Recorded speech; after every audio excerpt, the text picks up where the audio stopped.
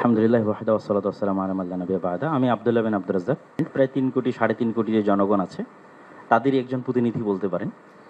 তো এই মোটামুটি সংক্ষিপ্ত পরিচয়। আমার কথা হচ্ছে, আজকে যে বিষয়টি নিয়ে এখানে আমরা আলোচনায় বসেছি, এটির যদি আমরা মূলে হাত না দিই, আসল জায়গায় যদি হাত না দিই, তাহলে এটিকে সমাধান করা সম্ভব নয়।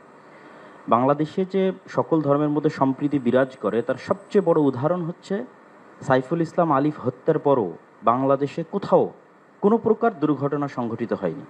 এবং সকল আলেম ওলামা নিজ নিজ জায়গা থেকে, আমি আমার জায়গা থেকে, সকল জ্ঞানীগুণী আলেম ওলামা নিজ নিজ জায়গা থেকে ফেসবুকে বক্তব্যে সবাইকে শান্ত থাকার আহ্বান করেছে।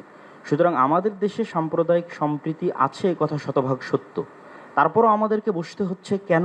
ওই জায়গায় আমাদের হাত দিতে হবে। আমরা আসলে ভূ রাজনৈতিক আন্তর্জাতিক রাজনীতির শিকারে পরিণত হয়েছি। এই জায়গায় যদি আমরা সমাধান করতে চাই, তাহলে আমাদেরকে লক্ষ্য রাখতে হবে বড়। লক্ষ্য বড় রাখলে স্যার আপনার জন্য এটি সমাধান করা সুবিধা হবে। সেই বড় লক্ষ্যটি হচ্ছে, প্রকৃত অর্থে আমাদের পার্শ্ববর্তী দেশে সংখ্যালঘুরা নির্যাতিত। পৃথিবীর ইতিহাসে কোথাও এখন পর্যন্ত কোনো ইবাদতখানা এভাবে ভাঙ্গা হয়নি যেভাবে আগামী 6 নভেম্বর শুক্রবারের দিন বাবরি মসজিদ আজ থেকে 50 বছর পূর্বে ভাঙ্গা হয়েছে। পুলিশ হেফাজতে যেভাবে মুসলিমদের হত্যা করা হয়েছে, মুসলিম এমপিকে, রানিং এমপিকে, এভাবে কোথাও হয়নি। এরকম আরও অসংখ্য ঘটনা আছে যেটা আমাদের পার্শ্ববর্তী দেশে প্রকৃত অর্থে সংখ্যালঘুরা নির্যাতিত।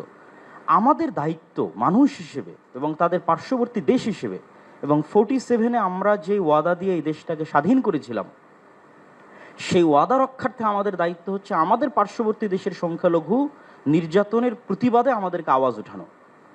আমাদের দেশে কোনো সংখ্যালঘু নির্যাতন নাই, কিন্তু আমাদেরকে আওয়াজ উঠাতে হবে আমাদের পার্শ্ববর্তী দেশে যে সংখ্যালঘু নির্যাতন হচ্ছে সেটি নিয়ে।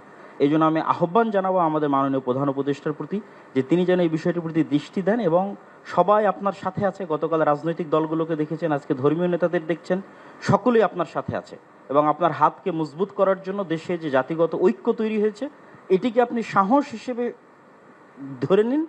ধরে নিয়ে আপনি আমাদের দেশের স্বাধীনতা এবং সার্বভৌমত্ব রক্ষার জন্য আন্তর্জাতিক জগতে ফাইট করেন। এবং আমাদের যে বন্ধু রাষ্ট্রগুলো আছে, সার্ককে শক্তিশালী করে, আমাদের বন্ধু রাষ্ট্রকে শক্তিশালী করে, যারা পাল্টা আমাদের উপর মিথ্যা অপবাদ দিয়ে আমাদেরকে ছোট করতে চাচ্ছে, তাদের সামনে আমাদের দেশের এই সাহস এবং সম্প্রীতিকে আপনি তুলে ধরুন। ধন্যবাদ। এতটুকুই আমি আপনার কাছে দাবি জানাবো।